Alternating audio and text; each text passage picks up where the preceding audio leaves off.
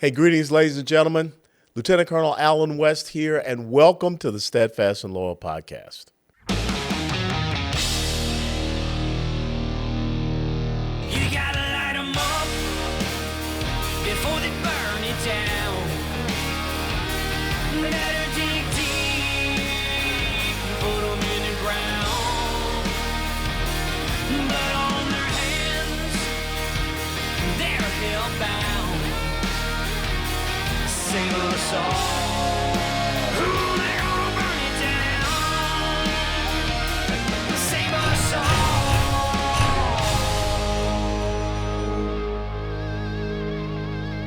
before they burn it down.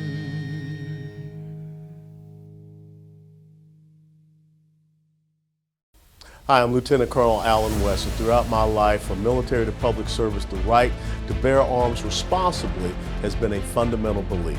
That's why I stand with United Patriot Supply. They're redefining what it means to be a firearms dealer by combining the experience and know-how of a traditional gun shop together with the selection and pricing power of a modern e-commerce company. Stop by our flagship store in Seneca, Kansas, or visit us online at UnitedPatriotSupply.com.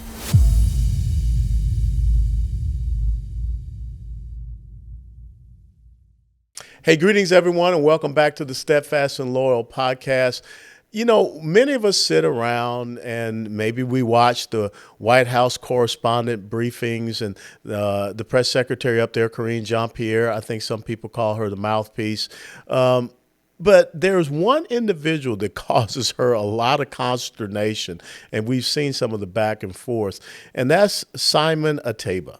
And Simon is a chief White House correspondent for Today's News Africa, covering President Joe Biden, Vice President Kamala Harris, the United States government, the United Nations, the International Monetary Fund, the World Bank, and other financial and international institutions in Washington and New York. And we're so very humbled to have Simon join us here at the Steadfast and Loyal podcast. Thank you for joining us, Simon. Thank you for having me. Absolutely. So how did you get involved in, journalism, and, what was it that inspired you to take this path? So I always love people. Yeah. I always love telling people stories. And when I came to the US, I realized that we didn't really have that intersection between the US and Africa. We had mainly news in the US that focused on the US, and we had newspapers in Africa that focused mainly on Africa. And we wanted to have that intersection where we could focus on US-Africa relations. And I began by covering the State Department. I would go to, everything that has to do with US aid, and I did a bunch of press conferences. I remember waking up 3 a.m. Because the US Africa Media Hub is based in Johannesburg in South Africa. And so usually they have these press briefings at 8 a.m. their time. And it's like 4 or 2 a.m. here in Washington, D.C. Yeah. And I would be on the call. I would tell them, hey, could you give me the first question? Because I want to go back to bed. And so I began doing that. I did several years at the State Department, several years covering US aid, several years covering anything that had to do with US Africa. And sometime in 2021, after President Biden won the presidential election, we decided to permanently cover the White House. And the reason we did that was because, a few years earlier, the New York Times said President Trump called Africa a shithole nation. Yeah. And so we decided that, we have a good guy who is going to the White House, and who will allow us to really build that relationship, really improve, the conversation between the US and Africa. And so we began to cover the White House in 2021 full time. We used to go there before when President Trump was there, but it wasn't something we were doing full time. And once I got there, I began to experience what I call discrimination from the Biden White House. In November 2021, the White House decided to ban 8 African nations from, coming to the US because President Biden decided, because South Africa had just identified the Omicron variant Yeah. of COVID-19 and informed the World Health Organization. And how did President Biden react? President Biden reacted by banning South Africa and banning 7 other African nations, even though 6 of those African nations had 0 cases of the Omicron variant. And even though there were hundreds of cases in the UK, in Hong Kong, in different places around the world, they decided not to ban them, but they banned only African nations. And I found it not to be fair. And so when Jen Psaki, who was the press secretary, Mm-hmm. came to the White House and tried to explain why they decided to ban African nations, I challenged her. And from that time, I began to have experience all kinds of problems at the White House. They won't call on me, they will sideline me, they won't they used to call me our friend Simon when before I challenge them. They will receive me in their office and say, our friend Simon is here. But when I began to challenge them, I realized that they were not actually they didn't respect me.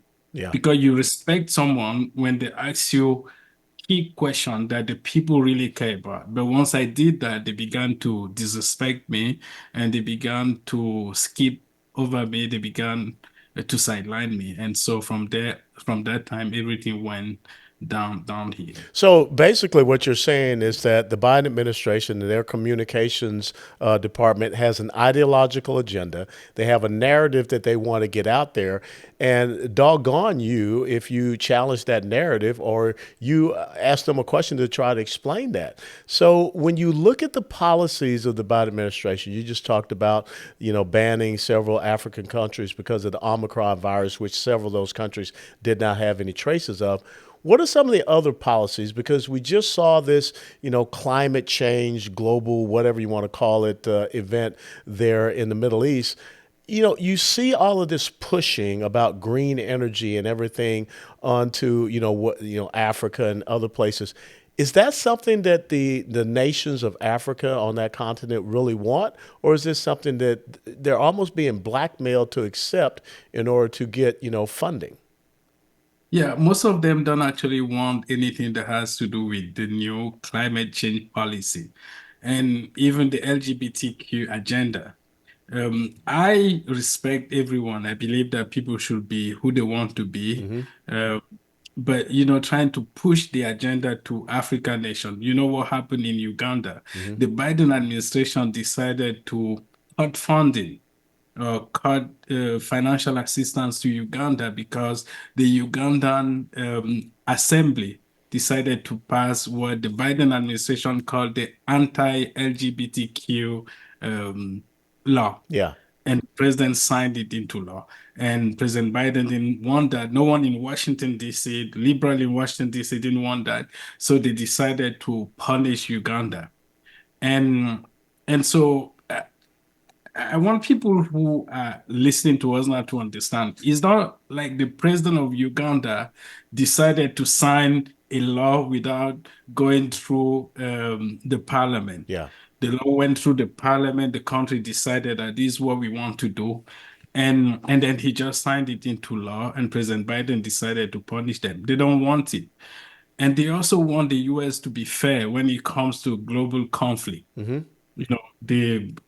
The Israel and Palestine conflict, a lot of countries around the world have actually lost respect for the US when it comes to human rights. It's so hard. That's why President Biden didn't go to Dubai Yeah. last week for the last week. climate change because people hate him. People don't actually like him. When he came to power, he was supposed to be that guy who was going to unify the international community. He said that President Trump did so many bad things. He, took the US off the WHO, and he was going to be the guy to rebuild those relationships. But right now, people actually don't want to have anything to do with President Biden because of what they see as double standard, not just in the Middle East, but also in the agenda, the climate change, the LGBTQ, and different other things. And to give you a concrete example, last in 2022, uh, the Secretary of State Blinken had to travel to South Africa to unveil the new US Africa policy. The reason they did that was because a few months earlier, when Russia invaded Ukraine, there was a vote at the UN General Assembly. And the US realized that they didn't actually have the support of many African nations. They were not building relationships with Africa, they were looking down on them. And then Blinken had to go there in August or July or August 2022 to unveil that policy. That policy had really nothing in it. And in December 2022, they had the second US Africa Leaders Summit in Washington, D.C. I, as an African, someone who covers US and Africa relations, when they were having US Africa Leaders Summit in Washington, D.C., I wasn't allowed to ask a question at the White House about the summit to Karine Jean-Pierre to show you the level of disrespect. So people watch it, they see me try to ask questions, they see me try to do the job, and they realize that, the guy who was supposed to be the good guy, rebuild relations with Africa, rebuild international relations, is actually not doing the right thing. It's actually worse than the guy who was there before, the guy they've demonized. They've said that Trump was the worst guy, but Trump actually, was coming to the White House briefing room to brief the media. President Biden, in 3 years, has not come to the White House press briefing to take questions. And, with the election coming up, we are not even sure that we'll be able to make it. When we look at this change in policy, and we know that President Biden, his polling numbers are suffering here in the United States of America. What do you think have been the top two contributors to the lack of respect and regard for the Biden administration on the international stage? Yes, so first of all is lack of respect. In December 2022, as I said, he invited almost all the 55 African nations, almost all of them. There were 50 of them who came to Washington, D.C., had them in the room to meet with him, but didn't actually schedule any one-on-one with any of them. Yeah.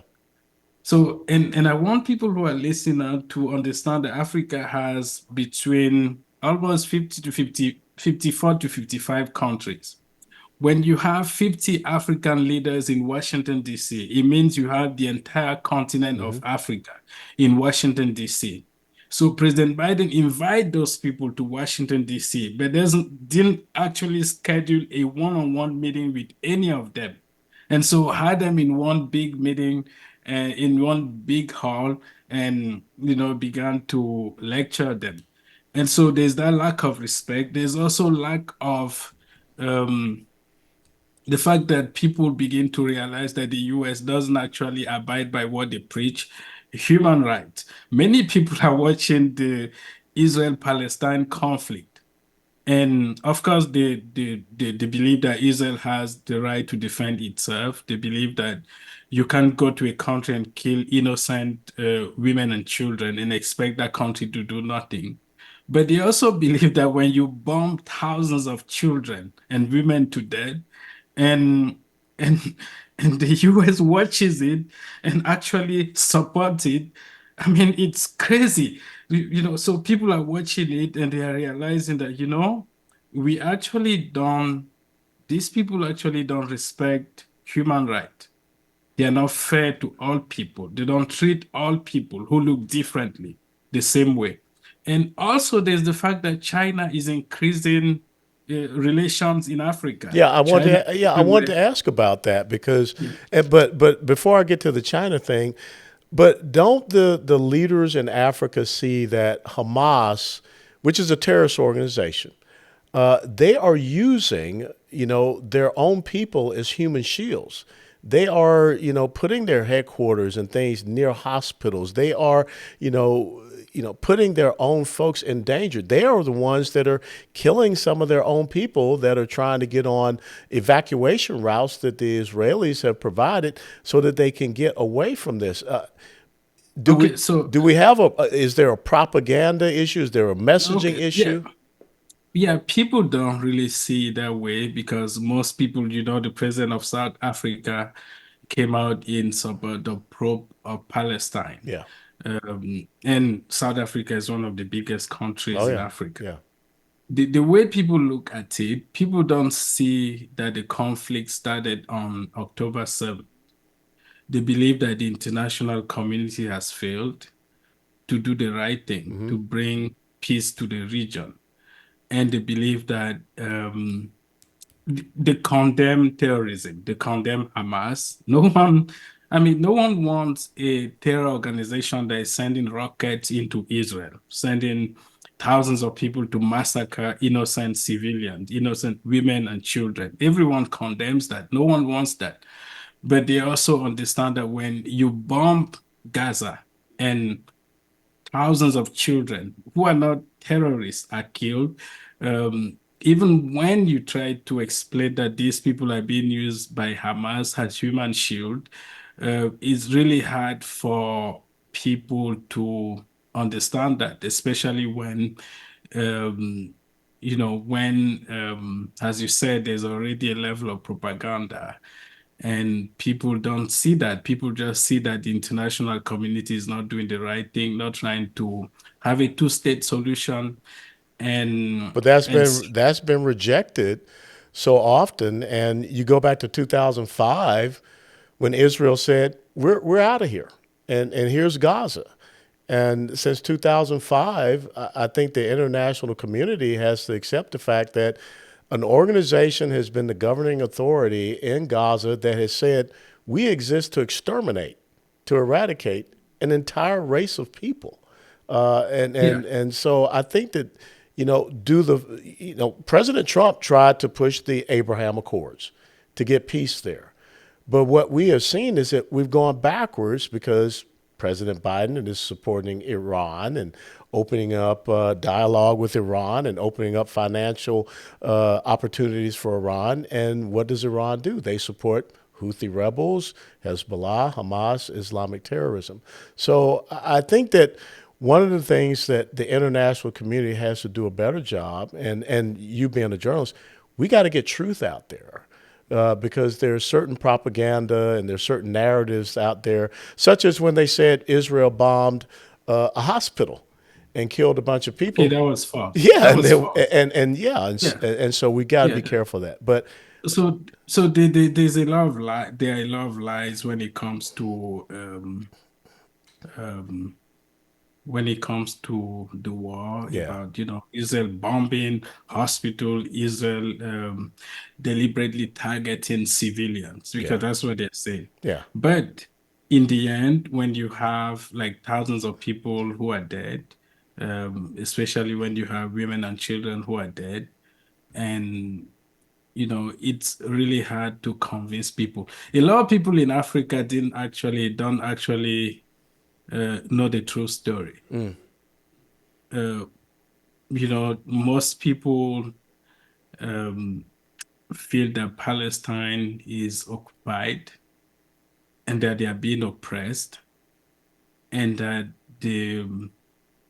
the only way to free themselves is to take up arms. And I believe that there should be a better way. yeah. I I mean, believe that, even yeah, I I mean, believe that, even Golda Meir once said that, if the quote unquote Arab people there, the Palestinians, laid down their weapons, there'd be peace. But if Israel lays down their weapons, we saw what happened. There'll be a mass genocide.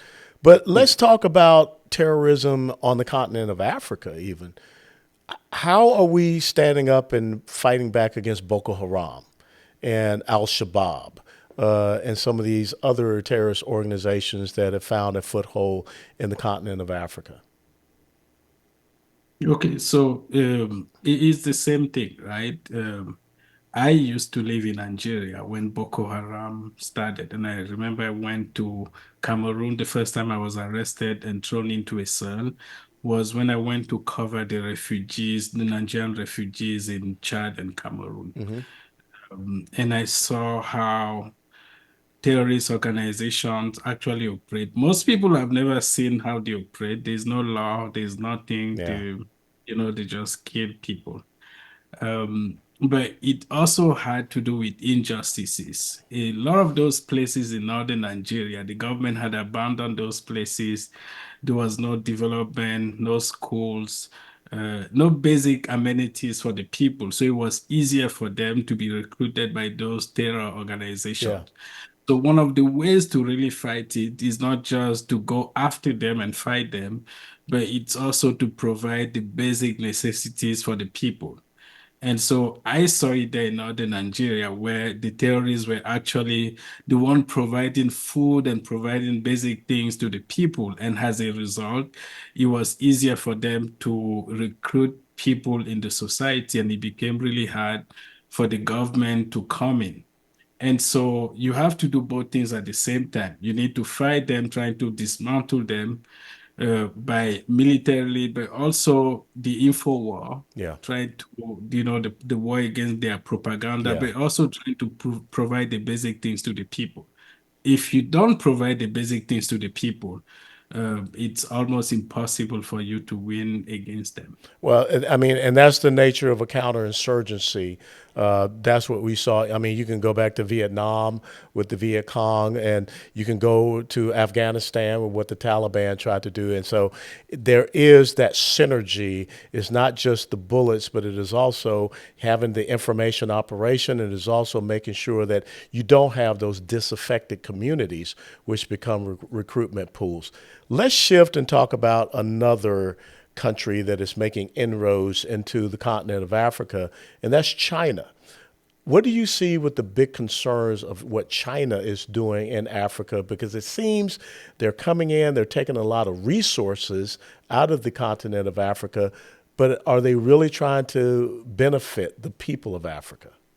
No, they are not. And I've said it. That's why one of the reasons we started Today News Africa, because we realized that China was buying everywhere, buying everything, recruiting people, shipping natural and mineral resources out of the continent of Africa. Last year, there was a hearing at the Senate, the US Senate, and the head of the US Africa Command was asked, "Was the greatest threat, US threat in Africa?" And he said, China. And one of the things he mentioned was the mineral and rare resources. 40% of the rare resources being used by rare minerals being used by US companies come from Africa. And right now, the Chinese are building military bases around all those resources.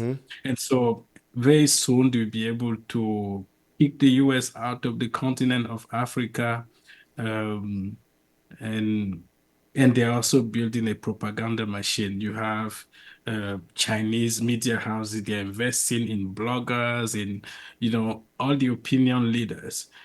And so that's how they are doing it. They are not providing jobs to the continent of Africa. We have sometimes they ship their own Chinese to come and take the jobs in Africa. They are exploiting mineral resources, but the problem is the US doesn't really help. The US is not doing enough. The Biden administration has almost abandoned the continent of Africa when it comes to strengthening those ties, especially economic ties. Uh-huh. And, it's sad. And so when I'm at the White House and President Biden is hosting 50 African leaders, and I want to ask those questions, what the US is doing to strengthen US Africa ties. And I'm being sidelined. And actually, the White House recruits people from the Washington Post, the New York Times, the Daily Beast, and Politico to write disparaging stories about me. And I see how China is expanding. And it's sad. It's almost like a curse where they don't really see the big picture. They don't see what's going on. And instead of allowing me to strengthen those ties, to build that platform, to strengthen those conversations with Africa, Yeah. uh, they actually don't do that. They actually work against me. Simon, I got to ask you this hard, tough question. Do you, as a journalist, believe that we are looking at censorship of freedom of the press and freedom of speech here in the United States of America based upon some of your experiences? Yes. One of the greatest things in the US is the freedom of speech, the First Amendment. Almost no countries, most countries in the world don't actually have it. When I came to the US for the first time, I knew that I came to a free country where you can tweet, where you can post, where you can publish, where you can be who you are, and where you can ask questions that you really want to ask without fear of discrimination or retaliation. And my experience at the White House has shown me that when you try to do your job and you ask the question that the American people and the American allies really care about, you are sidelined. They kicked me out of the White House Correspondents Association this year. Mm. They, they took my hard pass, my White House hard pass, uh, in August this year. I sued them. And we see what's going on online, where you write some stuff against vaccines and the big pharma, big tech, and the next day you are no more on Facebook. Um, Glenn Greenwald, his TikTok account was just suspended because he criticized the government and the CIA. And so things that happen in the US are things that I used to see in Africa. And we used to say, okay, this is the third world.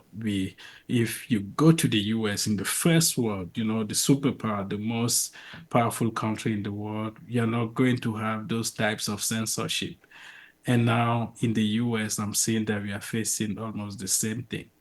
And it's actually worse because if there's censorship in the US, there's no freedom of speech in the US, we won't be able to have freedom of speech anywhere in the world. The reason the US is still the greatest and most powerful country in the world is because of the freedom of speech, Yeah. free press, the ability to speak freely. The US is not China. The US is not Russia. Uh, but the US is almost becoming like those countries. Wow. As we get ready to wrap up this interview, what is the biggest challenge for the continent of Africa, and what's the biggest challenge for America-African relations? I would say the biggest challenge for the US-Africa relations is respect, mutual respect, and dialogue.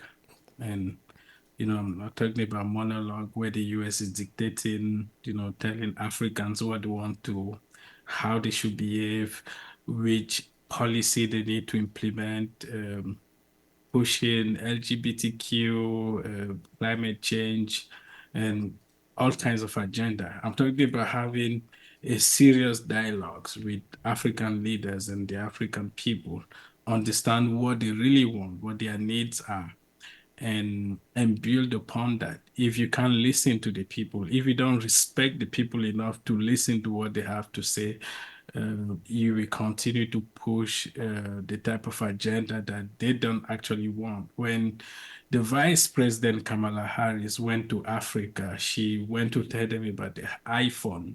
Most people in Africa can't actually afford iPhone. Yeah. People want to eat. People are hungry. They need access to healthcare, access to education, access to basic technology, access to communication.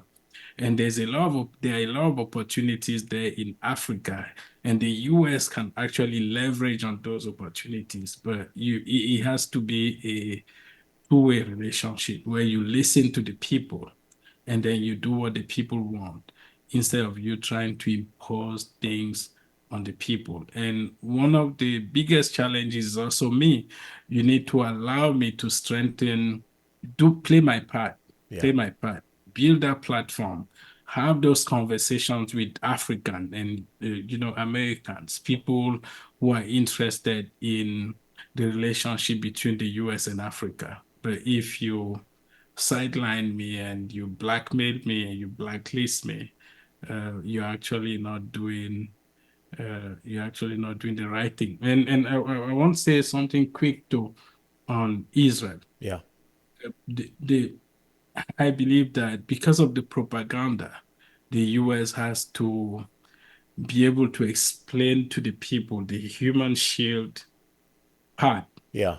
I agree. They need to be able to explain to the people, because I love Israel. And I love Israel because the way I grew up, as a Christian, they used to tell us about, everything in Israel, but where Jesus was born, things like Yeah. that. And I actually don't have any Palestinian friends. But, if the only thing you see on TV are images of children and women being killed, you're not going to like that country. Yeah. And I believe that the US and the Israeli government, they need to also work on changing the narrative and explaining that they actually is not their intention Yeah. to kill innocent people, to kill innocent children. They just want to live in peace, and they are doing everything possible to make sure that they live in peace with Israel, because the Palestine and Israel conflict is polluting relations between US and Africa right now. That's one of the biggest problems. People are saying, hey, you can't trust these people because they're allowing people in Palestine to die. Yeah. But they also don't see that, it's really hard for Israel to look the other way when Hamas sends rockets, when Hamas sent thousands of people to kill innocent women and children in Israel. And so Israel is saying, what do we do? Should we just fold our hand and allow rockets to keep coming into Israel? And so I think that they should be able to really explain that to people, that they still stand for human rights, but they also stand for justice and fairness. And I think if they do that fairly, you'll be able to repair those relationships. You're spot on and absolutely right. Simon, how can people follow you and, stay in touch with all the great work that you're doing?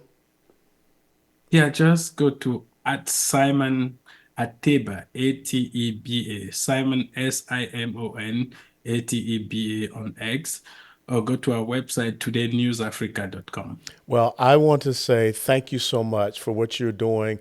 You are a truth speaker, and that's why we have the freedom of the press and the freedom of speech and freedom of expression here in the United States of America. And I think that you're a treasure for us to have here in America, and I wish you all the best. And thank you, and a Merry Christmas to you.